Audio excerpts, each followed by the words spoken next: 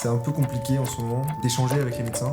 J'ai hâte d'avoir leur retour. L'ambulance volante est sur la bonne voie. Je pense que le design est quasiment figé.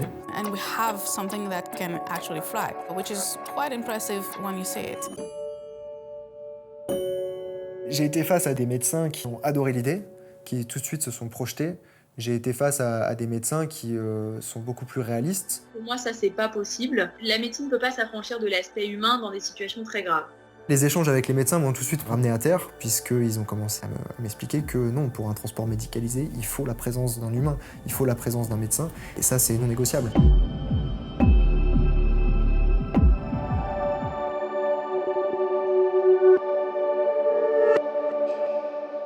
Dès demain, tout le territoire donc passera dans ce qu'il est désormais convenu d'appeler la zone verte. Cette privation de liberté ont fait que je suis sorti faire des expos, faire du vélo sans limite, partir faire un week-end, voir des amis, voir la famille. J'avais ma tablette, donc ça m'arrivait de travailler un petit peu à l'extérieur. Finalement, petit à petit, voilà, j'ai eu un rythme de travail qui a commencé à diminuer un petit peu.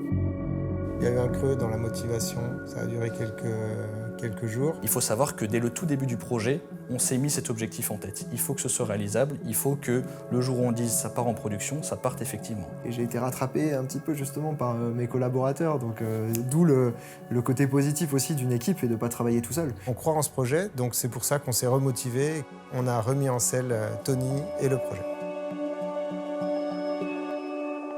Dans les ambulances médicalisées, il y a toujours un médecin, il y a une infirmière, il y a un ambulancier qui conduit. Si on a un soignant, il faut qu'il ait tout l'arsenal thérapeutique qui suive au cas où, des ventilateurs, des pousse-seringues, bien sûr avoir le scope. Mais je pense que la vocation de cette machine que souhaite faire Tony, c'est plutôt libérer du temps médical et paramédical qui s'occupe de patients qui vont mal, avec un outil qui permet justement de se préoccuper des patients qui vont mieux. Donc gros changement.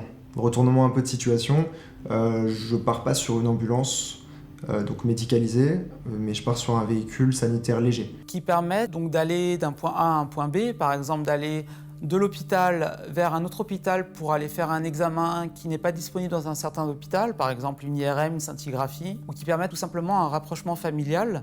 Et donc toute l'interface qu'elle j'avais prévue à l'intérieur pour accueillir les équipements connectés, tout ça, ça a sauté, dans le sens où il n'y en avait plus besoin, quoi. Et tant mieux, parce que ça allégeait au final le véhicule. Tony a travaillé sur des ambiances, il a commencé à développer des solutions de projection sur la visière pour pouvoir donner des informations qui rassurent le patient. Les lumières ne sont pas juste esthétiques sur un véhicule, elles sont fonctionnelles. Ça peut tout de suite donner une indication et une information sur l'état d'urgence. Au final, je ne vais même pas intervenir que sur le véhicule, je vais peut-être aussi pouvoir intervenir sur toute la plateforme, tout le service, tout l'écosystème. Par exemple, l'écran extérieur sur le véhicule, pouvoir visualiser justement une fiche d'intervention s'il y a eu accident, ou alors son dossier médical, de tout de suite comprendre la situation, on va dire.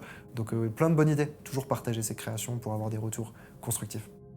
Alors le véhicule à la base s'appelait Emergency, donc le M de médical et le R de son infrastructure dans laquelle il va se déployer. Et au final, on a trouvé quelque chose d'un peu plus global. On a fini par l'appeler E-Way, donc Rescue Roadster en anglais. La présentation de Tony s'est très bien déroulée de mon point de vue.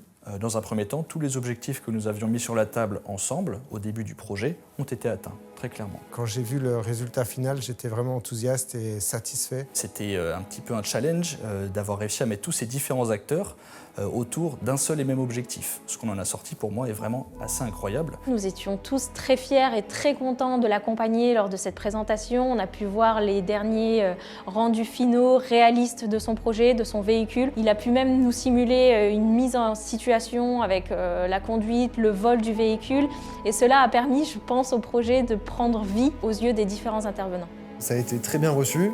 Je pense qu'ils ont bien apprécié l'utilisation, justement, même collaboratif de leur plateforme, et surtout l'opportunité que ça peut amener à d'autres startups que de imaginer une V2, une V3 de ce genre de véhicule pour un usage connexe. Là, nous sommes encore dans une situation santé très fragile et on n'a pas encore conscience de tous les dangers qui peuvent arriver. Donc l'idée, c'est que ce véhicule, aujourd'hui, voilà, il a été pensé comme ça, sur un transfert hospitalier.